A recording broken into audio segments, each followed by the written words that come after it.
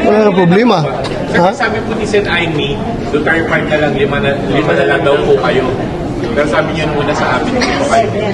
Ito nga kami, dahil 5 kami plus 2 bilyars, di ba? Yun yung aming Sino yung lima, sir?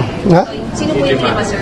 Kayo, Bongo, Senator Bongo, Senator Robin Padilla, Aimee, Marcolita, Antol Bilyars. Pero kung ayaw ni Marcolita na ma-identify sa amin, wala akong problema. Basta pareho lang kami na paningin sa mga issues. Pareho kami na paningin sa issues. Nag-abisa si Marcoleta, sir, para identify sa mga Wala siya sinabi. Sir, bukas po, settled na sir how you are going to decide kung magkukundi pa kayo as impeachment court o as legislative body na lang kayo mag-decide? As sa Senate kami bukas dahil nga sabi nga ng Korte Suprema na void ab initio yung articles of impeachment. So bakit kami mag-convene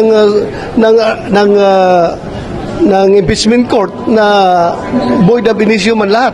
Anong entertainin ng impeachment court? There are no articles of impeachment to talk about dahil void ab initio. okay. Sir, salamat, sir. Thank you.